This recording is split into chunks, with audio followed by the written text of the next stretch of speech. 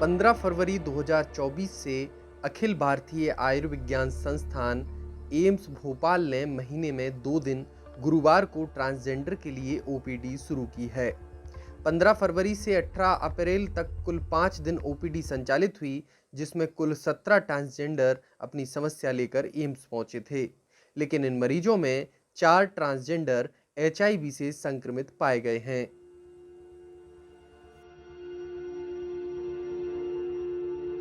कितने patients transgender clinic में यहाँ आए और किस तरह के डिसीज उनको थे?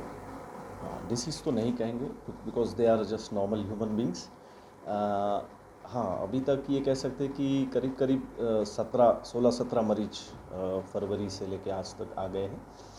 इनमें ज़्यादातर आधे पेशेंट मैं कहूँगा कि नए पेशेंट्स हैं। बाकी हम जैसे फॉलोअप करते हैं पेशेंट्स का, उनके जो कंसर्न्स है मेंटल हेल्थ और हार्मोन थेरेपी और सर्जरी के डाउट्स लेके काफ़ी सारे मरीज आ रहे हैं हमारे पास कि कैसा होता है क्या होता है। तो I think 90% of them are from the transgender community, है ना, और बाकी 10% दीज आर नॉर्मल मेन और women who are having doubts about their identity, they are also coming to us.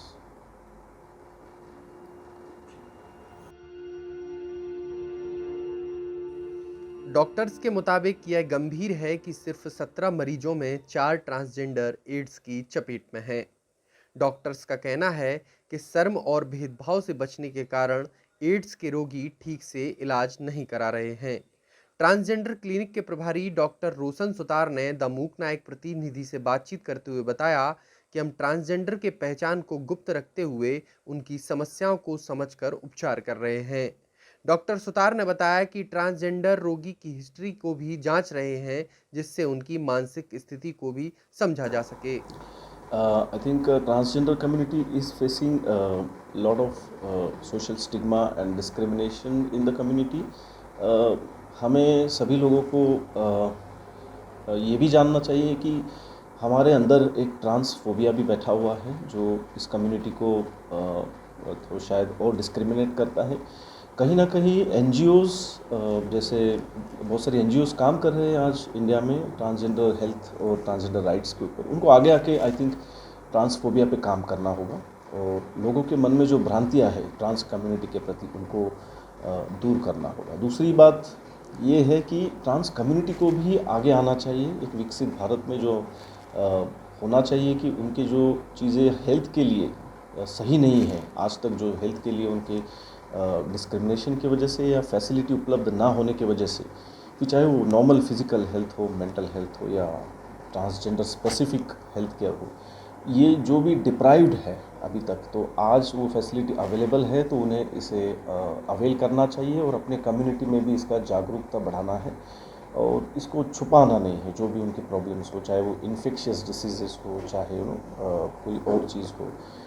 Similarly non communicable diseases India में बहुत ज़्यादा बढ़ रहे हैं, डायबिटीज़, हाइपरटेंशन, और इट इज़ पॉसिबल कि ट्रांसजेंडर कम्युनिटी में भी काफ़ी लोगों को डायबिटीज़, हाइपरटेंशन जैसी समस्या हो सकती है, तो उनको आगे आके इसके लिए स्क्रीन करना चाहिए।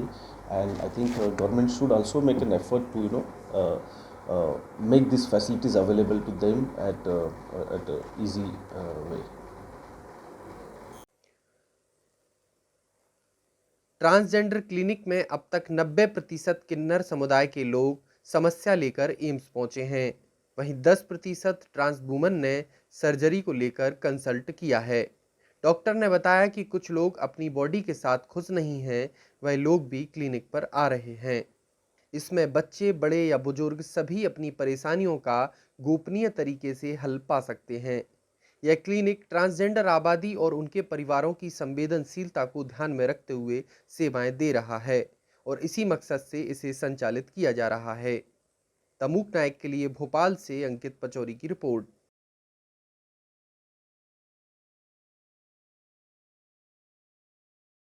द मूक नायक जनवादी पत्रकारिता करता है। यह संविधान, लोकतंत्र और सामाजिक न्याय पर चलने वाला चैनल है।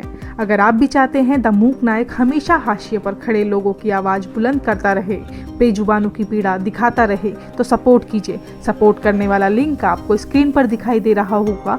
साथ ही डिस्क्रिप्शन में जाकर भी आपको ये लिंक मिलेगा, जहाँ पर जाकर आप हमें सपोर्ट कर सकते हैं और हमारे काम को आगे बढ़ा सकते हैं।